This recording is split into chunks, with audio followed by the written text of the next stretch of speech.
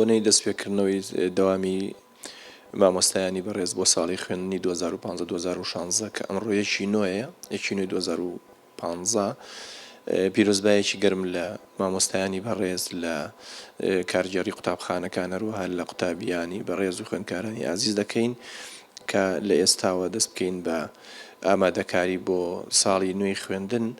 هەر لێرەوە ئەمەوێ ئاراستەی مامۆستایان بکەم کە ساڵی خوێندنی ئەم ساڵێکی سەخت دەبێ بە حکمی ئەوەی کە قەیرانی دارایی و ئەو قەیرانی کە وڵاتی گرتووەتەوە پەروەردەشی گرتووەتەوە بۆیە داواکانی لە مامۆستایانی بەڕێز نەفەس درێژ بن لە بیدایەتی ساڵەوانێ هاوکار بن بۆ ئەوەی کە قوتابی خوێندکار زەرمەند نەبێ لەم پرۆسەیە چونکە ڕاگرتن یاخود دەوام نەکردن بە شێوەیەکی نائاسایی ڕەنگە تەسیری زۆری ئەوێ بۆ قوتابیان و خوێندکارانمان هیوادارین هەمومان بە هەمومان دەستخێن ناو دەستیەکەوانێت تەحەدای واقعە بکەین و ساڵێکی خوێندنی تازە بە شێوازێک کە شوێنی ڕەزامەندی قوتابیان و خوێندکاران و مامۆستایانی ئازیز بێ بکەین.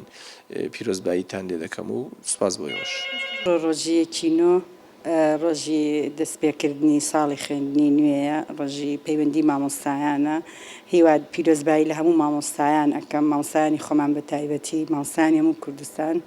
ئینشاڵڵا هیوادارم ئەم ساڵێکی بێ موشکیلە و پڕخۆشی بێ، بە خێراتنی مناڵە جوانەکانەکەین. هەر ئێمە لە ئێستاوە ئەمڕۆ کۆبوونەوەی خۆمان کرد بۆ دەوامەکان مامۆستاکانمان دابەش کرد، ئیش و کارەکانمان دابەش کرد و خۆمان ئامادە کردو بۆی ئینشاڵڵا لە 15 مانگە پێشوازی لە مناڵان بکەین.